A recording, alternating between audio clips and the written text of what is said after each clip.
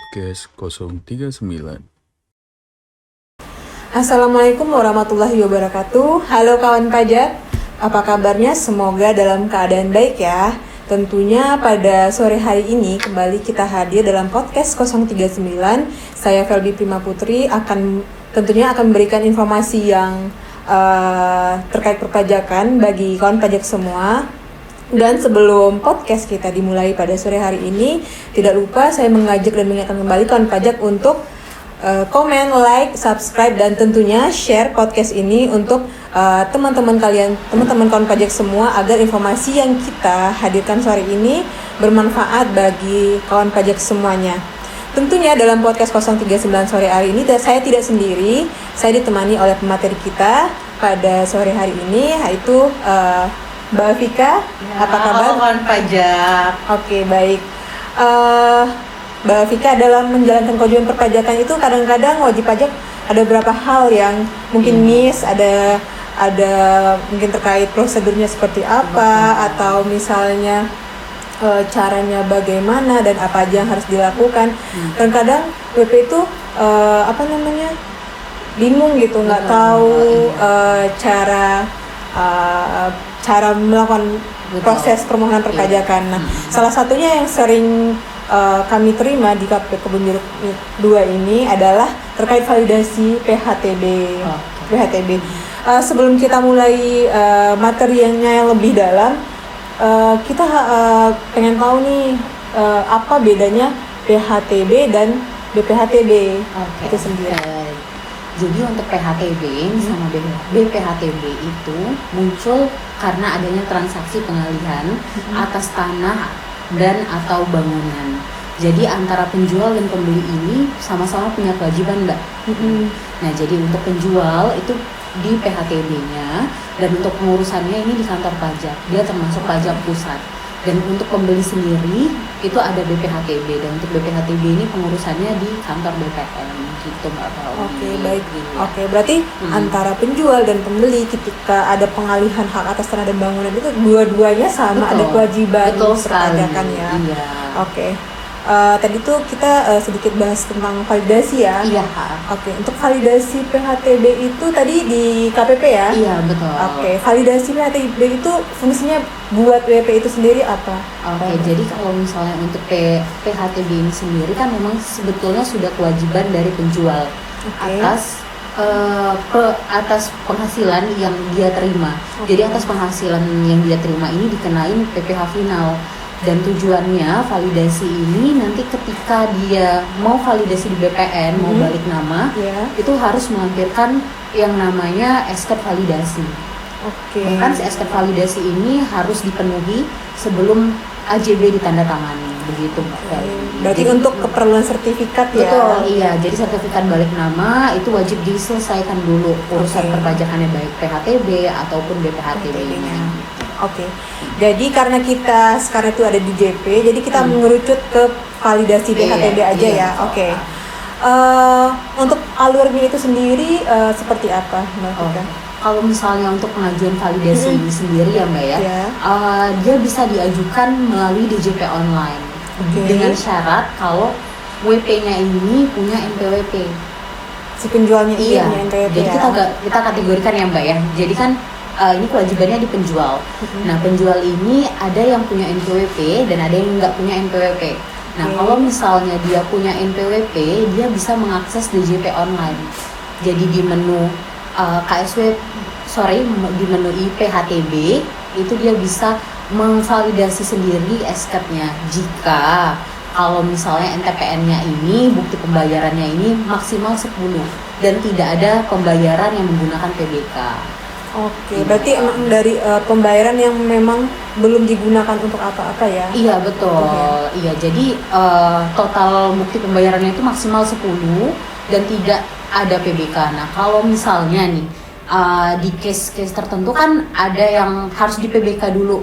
Nah, jadi bukti pembayaran PBK itu tidak bisa diajukan validasinya melalui DJP online. Jadi itu harus datang ke KPP. Jadi bisa online ya? Iya, tidak bisa online. Dan kalaupun lebih dari 10 bukti pembayarannya itu tidak bisa online. Jadi harus datang ke Oke. KPP. Oke. Dan untuk wajib pajak yang non NPWP itu harus datang ke KPP untuk mengajukan validasi SK-nya, atas transaksi jual belinya. Dan ada beberapa persyaratan yang harus diisi oleh penjual tersebut gitu. Mbak Oke. Felby. Oke, untuk persyaratannya itu apa aja? Kalau misalnya untuk persyaratannya sendiri, kalau secara umum yang pasti itu ada formulir, kemudian bukti pembayaran asli bahwa baik itu PBK ataupun bukti pembayaran yang ada NTPN-nya. Kemudian kalau misalnya nih wajib pajak ini tidak punya NPWP, wajib melampirkan surat pernyataan tidak menggunakan NPWP. Gitu. Iya, jadi ada surat pernyataan bahwa memang wajib pajak penjual ini tidak punya NPWP. Dan harus ada dokumen pendukung atas transaksi jual beli tersebut. Biasanya AJB. Ya. Nah, kalau misalnya AJB-nya belum ditandatanganin, itu boleh draft AJB, ataupun kalau misalnya tidak menggunakan notaris, itu bisa menggunakan PPJB. Iya. Jadi ada dokumen yang dilampirkan yang menyatakan bahwa memang telah terjadi transaksi jual beli antara penjual dan pembeli gitu. Oke, baik. Berarti ada dua cara ya, bisa secara online melalui DJP online ataupun bisa langsung datang ke KPP. Nah, untuk proses validasi ini membutuhkan waktu berapa lama? Kalau misalnya untuk proses validasi ini sendiri, kalau dari DJP online, dia ketika wajib pajak menginput datanya dan tidak ada masalah, itu bisa langsung jadi untuk SK validasinya. Tapi kalau misalnya pengajuan ke KPP itu maksimal 3 hari kerja. Oh, 3 hari kerja ya? 3 hari kerja. Oke, baik. Misalnya nih kalau validasi itu kan antara penjual dan pembeli ya. Nah itu untuk melakukan validasi secara manual itu dilihat dari KPP terdaftar antar si penjual atau si pembeli. Oke. Jadi kalau misalnya untuk validasi ini sendiri kita melihat dari objeknya, Mbak. Jadi kita lihat objek pajaknya. Jadi nanti diajukan ke KPP di mana objek pajak ini terdaftar. Ya. Misalnya nih Mbak, objek pajaknya di Duri Kepa, tapi penjualnya di Cengkareng. Nah, penjualnya ini harus mengajukan validasi ke KPP Kebonjeruk 2 karena Kelurahan Duri Kepa ini wilayah kerja dari KPP Kebonjeruk 2, bukan mengajukan ke KPP terdaftar penjual. Gitu. Kalau in case ini harus mengajukan langsung ke KPP ya, kalau dia nggak punya NPWP. Tapi kalau misalnya dia bisa memvalidasi melalui DJP online, ya silakan lewat DJP online aja. Oke, baik. Terus kemudian untuk nanti kan ketika dia mengajukan validasi nanti ada terbit ya tadi seperti Mbak Vika bilang ada surat keterangan validasinya. Nah untuk surat keterangan validasinya itu atas nama si penjual atau si pembeli? Jadi karena sebetulnya PHTB ini kewajiban dari penjual itu harus atas nama penjual Mbak Felby. Iya. Jadi karena kewajiban PHTB ini itu ada di sisi penjualnya dan SK-nya itu harus atas nama penjual. Atas nama penjual ya. Iya, jadi atas nama. Jadi kalau misalnya case-nya itu penjualnya itu tidak bisa ditemukan.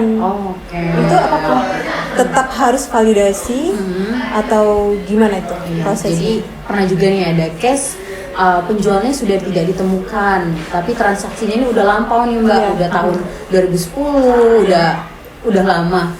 Penjualnya udah nggak ditemukan lagi, jadi yang menggungung pajaknya ini jatuhnya ke pembeli ya Mbak ya. Nah itu tetap harus atas nama penjual dan ya dengan melampirkan surat pernyataan atau surat keterangan dari minimal RT atau RW setempat di mana penjual ini dulunya tinggal. Jadi dinyatakan di sana bahwa memang si penjual ini pernah tinggal di sana. Berarti tapi sekarang memang sudah tidak bisa dihubungin lagi dan tidak ditemukan lagi atau memang sudah meninggal begitu Mbak Felby. Jadi kita butuh surat pernyataan kalau memang si penjualnya tidak bisa ditemukan lagi loh. Gitu. Dan itu memang dari tempat si penjual itu terakhir ya. Betul. Di deteksi. Kemudian bagaimana misalnya jika satu NTPN terdiri atas 2 pembayaran objek pajak? Jadi misalnya ada satu pembayaran gitu ya Mbak, satu pembayaran tapi ini buat 2 objek pajak ya. Nah ini nggak bisa dipakai, satu NTPN itu tidak bisa digunakan berkali-kali. Jadi satu MTPN itu hanya bisa digunakan untuk satu kali transaksi. Apabila dalam satu MTPN itu terdapat 2 pembayaran, itu harus diajukan pemindah bukuan terlebih dahulu, Mbak Felby. Iya, jadi harus dibagi-bagi dulu nih. Misalnya ini buat objek A, ini buat objek B. Jadi sudah di PBK, udah jadi nih bukti bayar buat si A, buat si B baru bisa divalidasi. Karena dia bakal ngunci untuk NTPN-nya. Ngelok untuk satu permohonan aja gitu ya. Iya, walaupun in case dia itu satu NOP. Kan kebanyakan nih NOP-nya masih gabungan, tapi ada beberapa sertifikat dengan NOP yang sama. Jadi tetap harus dipecah-pecah dulu. Begitu. Jadi bukti PBK itu sebagai tanda pembayaran untuk sertifikat berikutnya ya. Betul. Kemudian bagaimana mekanismenya jika validasi atas NOP gabungan? Satu NOP terdiri dari beberapa sertifikat. Satu NOP tapi dia terdiri dari lebih dari satu sertifikat. Lebih dari sertifikat. Nah, untuk validasinya itu satu sertifikat itu satu SK validasi. Iya, jadi kalau misalnya NOP-nya nggak masalah, NOP itu bisa divalidasi berkali-kali. Yang kita lihat di sini kan ternyata satu NOP ini terdiri dari 4 sertifikat. Nah, kita ngeliat sertifikatnya ini. Dan kadang kan juga sertifikatnya atas nama yang berbeda ya Mbak ya. Ya atas nama si A, si B, si C, si D. Nah, ini wajib SK validasinya sendiri-sendiri. Jadi nanti bakal terbit SK validasi atas nama A, B, C, dan D gitu. Berarti nggak masalah ya satu NOP ada beberapa sertifikat. Iya, masalah. Ini pertanyaan terakhir Mbak Vika. Jika poin SKET ada yang salah, apakah SKET-nya bisa dibatalkan dan bagaimana cara untuk membatalkannya? Jadi misalnya gini, SKET validasinya ini salah ya Mbak ya. Kalau misalnya untuk permohonan terkait validasi yang ada yang salah, itu ada 2 tuh Mbak. Ada penggantian sama pembatalan. Nah, jadi kalau misalnya untuk pembatalan, ini kalau misalnya transaksi jual belinya tuh batal. Jadi memang dibatalkan transaksi jual beli ini. Nah, itu harus ada surat pernyataan juga dari notaris. Ini kalau permohonan pembatalan. Tapi kalau misalnya hanya terdapat kesalahan beberapa poin seperti perubahan biasanya kan jumlah PPh terutangnya salah nih gitu kan. Yang awalnya 50 juta jadi 20 juta harus diganti dong gitu kan, ataupun salah alamatnya. Nah, itu diajukan permohonan penggantian atas SK validasi tersebut, dan itu wajib diajukan ke KPP KPP yang menerbitkan SK validasi. Misalnya yang menerbitkan SK validasi ini KPP Kebonjeruk 2, berarti pengajuan penggantiannya ini ke KPP Kebonjeruk 2 ya. Iya. Nah, itu terkait dengan data pembayaran tadi juga ya Mbak Vika. Tadi kan sebelumnya Mbak Vika bilang bahwa kalau misalnya satu kode pembayaran itu berlaku untuk satu kali validasi gitu ya. Nah, kalau misalnya tadi udah dibatalin nih, berarti kan NTPN tersebut kan seperti tadi yang dibilang sistemnya udah kelok. Iya. Nah, itu bagaimana ketika dia mau melakukan validasi ulang atas validasi yang sebelumnya sudah dibatalkan? Jadi kalau misalnya ini dibatalkan ya Mbak ya. Kalau misalnya SK validasi ini sudah dibatalkan, otomatis bukti pembayaran ini juga bakal lepas. Jadi yang awalnya kelok, dia bakal lepas.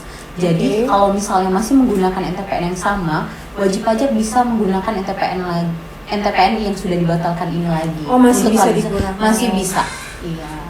Begitupun juga kalau misalnya tadi itu ada satu NTPN dan beberapa sertifikat, berarti dia pakai yang bukti PBK yang sama ya? Kalau misalnya dibatalkan nih? Kalau iya bisa. Jadi kalau misalnya sudah dibatalkan, sebelumnya misalnya pakai PBK, terus dibatalkan, mau validasi lagi, bisa menggunakan pembayarannya sama. Berarti bukti bayar itu ada NTPN ataupun bukti PBK ya? Iya, betul. Baik. Kira-kira untuk poin-poinnya itu ada apa aja Mbak Vika? Yang biasanya itu kayak salah mengisi poin ya. Gitu. Biasanya sih yang paling sering perlu diperhatikan gitu di alamat objek pajak. Kadang kan gini Mbak, mungkin wajib pajak masih bingung ya tata cara pengisian cara validasi lewat DJP online. Jadi kalau di alamat di objek pajak itu seringnya diisi dengan alamat wajib pajak. Alamat dia sendiri. Iya, jadi alamat dia sendiri. Kan misalnya dia terdaftarnya atau alamat tempat tinggalnya di daerah Cengkareng nih Mbak gitu kan. Nah tapi objek pajak yang mau dijual ini di Duri Kepa gitu kan. Nah ini nanti ditulis di itu alamat dia gitu kan, alamat di Cengkareng. Nah itu yang mungkin harus diperhatikan karena sudah jelas salah gitu kan. Nanti pas dia validasi di BPN juga akan bermasalah karena berbeda antara data yang terdaftar di AJB alamatnya dengan di SK validasinya ya. gitu. Oke, baik kawan pajak, kira-kira apa yang sudah dijelaskan oleh Mbak Vika tadi itu sudah cukup jelas ya, dari apa itu PHTB, apa itu BPHTB, dan apa fungsi validasi serta alur-alur dan beberapa case yang sering terjadi di KPP Kebun Jeruk 2 ini. Mungkin ada sedikit tambahan informasi juga bagi kawan pajak. Oh ternyata selama ini ada beberapa lampiran atau alur yang salah saya lakukan, dan semoga mungkin informasi ini bermanfaat buat kawan pajak semua. Kira-kira Mbak Vika ada tambahan nggak? Mungkin pesan gitu. Kalau misalnya untuk validasi sendiri itu di tarif ya Mbak ya. Jadi kalau cara penghitungannya ya. Biasanya kan juga bingung nih gimana sih, berapa sih tarifnya gitu kan atas jual beli gitu. Jadi kalau misalnya untuk tarif sendiri, kalau misalnya transaksinya itu di atas tahun 2016 itu dia 2,5%. Jadi 2,5% dikali dengan nilai pengalihan.